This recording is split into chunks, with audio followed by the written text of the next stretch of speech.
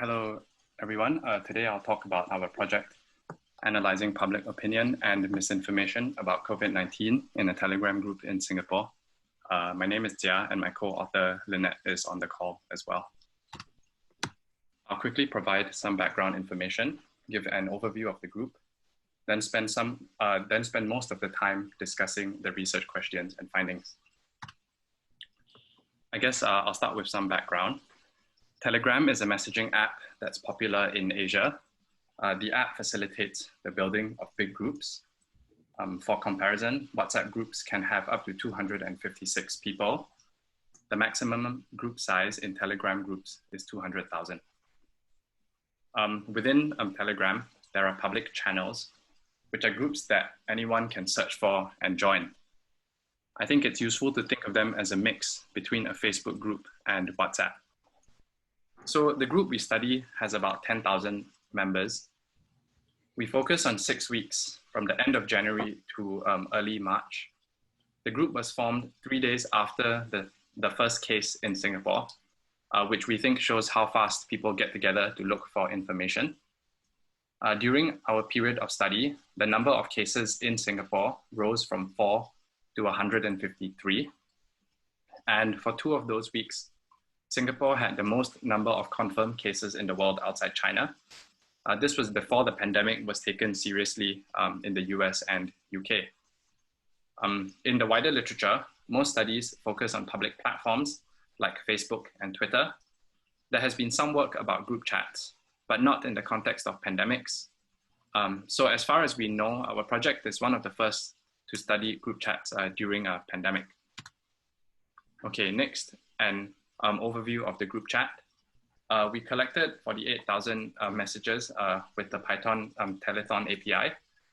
About 10,000 were system generated, which is mainly users entering and leaving the group. And this left us with about 37,000 messages to analyze. We represent the messages with LIWC features. The 3 most common message types are questions, sharing medical knowledge, and general discourse.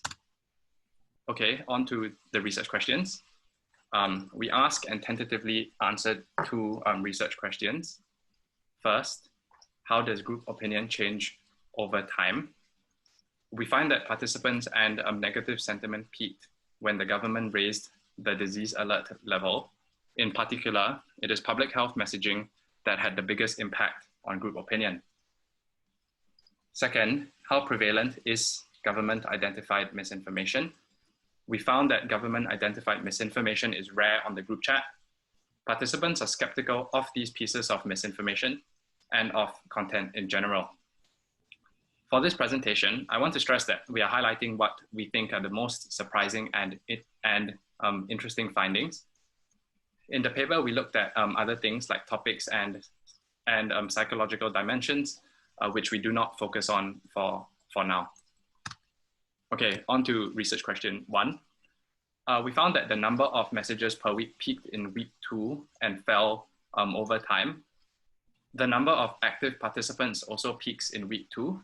Here we defined active participants as people who sent at least 1 message per week. We also found that positive and especially negative sentiment rose in weeks 2 and 3. Which prompted us to ask what happened during this period. So at the end of week 2, the government raised the disease alert level from yellow to orange. Prior to the official announcement at 5 p.m., a press release was leaked and messages discussing the announcement were circulating on the group chat since at least 10 a.m. That weekend, panic buying occurred and several supermarkets ran out of essential items. We think it's interesting that the biggest spike in activity and negative sentiment corresponds with a government announcement rather than an unusual change in the number or the rate of confirmed cases. We think this illustrates the importance of unified and coherent public health communication. Even true information can cause alarm if it is shared in an untimely and haphazard manner. After week 2, we think that the decrease in group activity suggests that the group did not meet users' needs for information and support. Participants may have found better substitutes. Over the period of our study, subscribership to the official government WhatsApp channel grew from 7,000 to 900,000. Okay, now on to research question 2. To identify misinformation, we used a list of corrections provided by the Singapore government and compared this list to messages in our data set. During our period of study, the government listed 17 corrections. There are 2 examples on the screen. And we recognize that the list might not encapsulate every piece of misinformation out there, but we think that the fact that the government bothered to address these pieces of misinformation suggests that they have been identified as particularly harmful. Our limitation here speaks to wider challenges in the study of misinformation, namely how to establish a ground truth standard of what counts and what doesn't count as misinformation. Okay, so back to the group. Out of the 17 pieces of misinformation, 6 were discussed in the group. These 6 pieces of content were shared 28 times, representing 0.05% of all messages in the group. Interestingly, we noticed that text messages containing misinformation tend to express skepticism. Here's what we mean. For example, the government flagged a piece of misinformation advising people to avoid Lucky Plaza, which is a mall, because someone fainted there. In actual fact, no such incident occurred. As you can see, the text message discussing Lucky Plaza tries to verify the content rather than simply passing it on as true. We found that participant skepticism extends beyond messages that contain misinformation. 0.4% of all messages include, "Is this fake?" or something similar. This was a quick observation that we found at the end of our project, but we think it opens up some interesting areas for discussion. First, people are not passive consumers of content.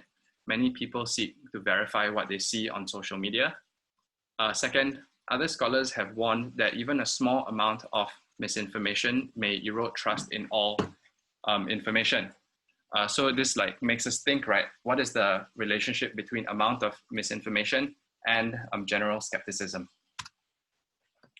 Finally, the Protection Against Online Falsehoods Act is the name of a law in Singapore. It is one of the tools that the government used to issue corrections about misinformation. We found that the term pofma is being used in new ways, for example, as a verb, like pofma you.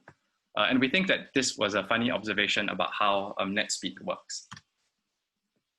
Okay, in terms of future research, we are curious to compare group chats with public platforms like Facebook and Twitter. We are also interested in people's reactions to misinformation. People are not passive consumers. The prevalence of misinformation is different from its impact. Finally, at the end of our period of study, there were 150 cases in Singapore and 110,000 worldwide. Now there are 36,000 in Singapore and about 6.6 million worldwide. So I feel a bit stupid talking about something that has changed so much and so fast. We would definitely like to hear from others about how to study a crisis event that is both prolonged and fast moving. All in all, our group chat is relatively small, so our findings may not generalize. We are excited to learn and get feedback from everybody on this call. Thanks to the organizers for putting this together, and thanks to everyone for listening.